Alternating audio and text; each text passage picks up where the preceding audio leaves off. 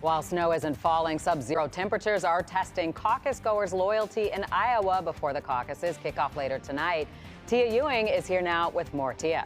Yeah, Dawn, the weather is brutal with temperatures. They have been well below zero, and that's not including the wind chill there. But Iowans say they're ready to brave those conditions. Former President Donald Trump is still commanding a sizable lead in the polls.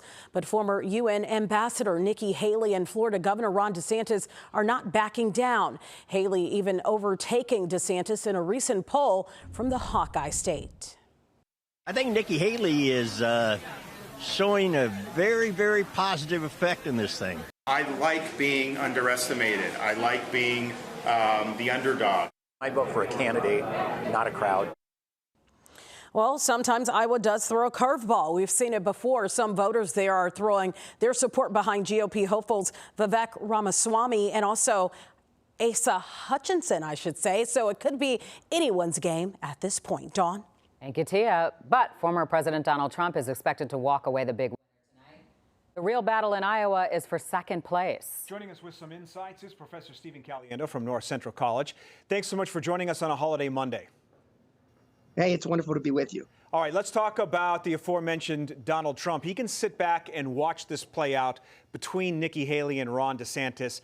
If Governor DeSantis has a poor showing, if Nikki Haley bests him in Iowa, does that spell the beginning of the end for him? I think it would have to.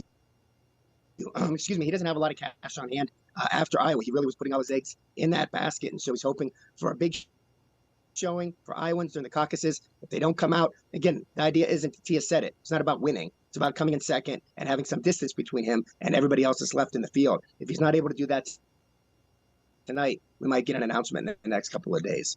Well, Trump has been targeting Nikki Haley in a lot of attacks over the past month. Do you think he thinks that she is his chief rival now? I don't know that he believes anybody's his chief rival. And of course, if the polls are any indication, there really isn't anybody, so long as he doesn't, get convicted of any of these federal indictments that he's got going on, or the state indictments. But he's got to be attacking somebody. He's got to be in campaign mode.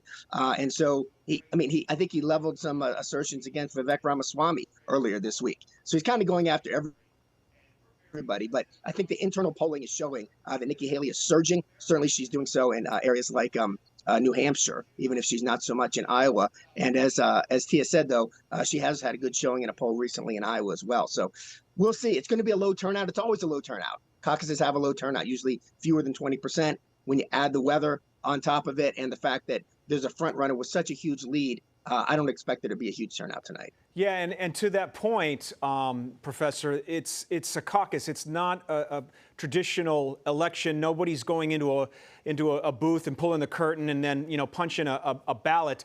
They talk these things out, and we've been talking about the weather. So let's just say the turnout is extremely low, and let's just say that Trump does not get this huge margin of victory that he's talking about. Does that hurt him going forward? Because he's predicting a record margin of victory here. Yeah, he has the most to lose for sure, because he looks like the clear front runner by a huge margin. And so if it's anything short of that huge margin, and he's nervous about it. He's talked about it over the last few weeks. He really wants to make sure people come out, because it'll be embarrassing. The bigger problem, of course, for Donald Trump in that circumstance isn't the number of delegates he may collect in Iowa. It's a winner-take-all state, so he doesn't have to win by a huge margin. That's how the Republicans do their delegates to the national convention. It's really the fundraisers. Are people going to be willing to back a good, strong Nikki Haley showing, or back a strong Ron DeSantis showing after tonight, and then help move them through for the next couple of weeks? All right, Professor Caliendo, thank you so much for joining us. Here are some of the other big events for the 2024 election cycle. The 23rd of this month, of course, is the New Hampshire primary. And then next month, you've got Nevada and the Virgin Islands holding caucuses. The primary here in Illinois, March 19th. The Democratic National Convention, of course, right here in Chicago is in August. First, though, it's the Republican National Convention this July in Milwaukee. And